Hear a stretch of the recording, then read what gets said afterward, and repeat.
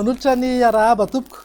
Tanjaka aloha ny tsiko ny alizaina ny varatraza eto Madagasikara atao anatin'ny 3 andro manaraka.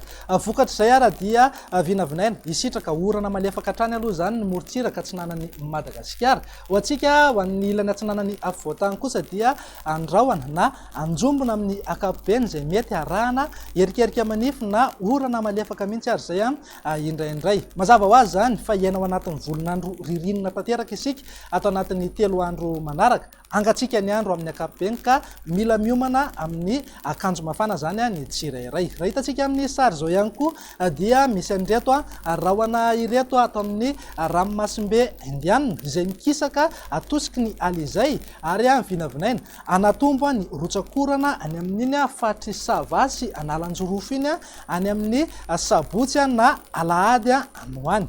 Ny mpampiasa ny ranomasina sy mpanjona ny ranomasina amin'ny morontsiraka atsinanan'ny Madagasikara iray manontolo ny morontsiraka atsimo ary ny morontsiraka Sofia sy Boeny iny kosa dia entanina hatrany rehefa mivoaka mendrika indrindra moa isika mpanjono mampiasa lakana madinika zany fa aherin'ny ranomasina anonja be zany indraindray noho ny fisian'ny alon-drano vaventy mety ho tafiakatra hatrany amin'ny 3 ka hatramin'ny 3,5 metatra. Andrivotra koa ny andro etsakilan'izay. Nandao jerentsika amin'ny antsipriany ary ny vinan'ny toetry ny andro amin'ny rapitso maraina.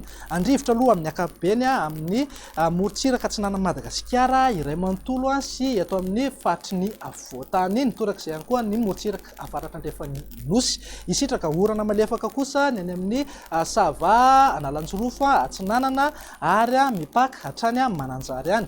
Andrahoana na anjombona amin'ny ankapobeny izay mety arahana erikerika manify na orana malefaka mihitsy ary izay indraindray ho an'ny alaotra mangoro hifanadiana atsimo atsinanana ary ny ilany atsinanan'ny afovoantany. Ny faritra sisa rehetra moa ho maina tanteraka mihitsy ny andro amin'ny ankapobeny. Raha ho an'ny tolakandro kosa indray ary dia toy hatrany aloha ny orana malefaka amin'ny morontsiraka atsinanan'ny Madagasikara iray manontolo. Andrahoana na anjombona izay arahana erikerika manify na orana malefaka hatrany ny ilany atsinanan'ny afovoantany iny mihitatra hatrany alaotra mangoro sy ny ilany atsinanan'ny fatry Sofia moa izay erikerika izay zany any Befandriana avaratra sy mandry tsara any. Ny faritra sisa rehetra kosa ho maina tanteraka mihitsy amin'ny ankapobeny. Raha ho an'ny maripana vao tombatombana ho amin'ny rapitso zao dia saika ahitana fidinany avokoa atsika eto amin'ny afovoantany sy morontsiraka atsinanana. Ny maripana ambany indrindra sy ny ambony indrindra. Any avakina karatrano zao dia manodidina amin'ny 7 degré celsius eo. Mety ho tafidina hatrany amin'ny 5 na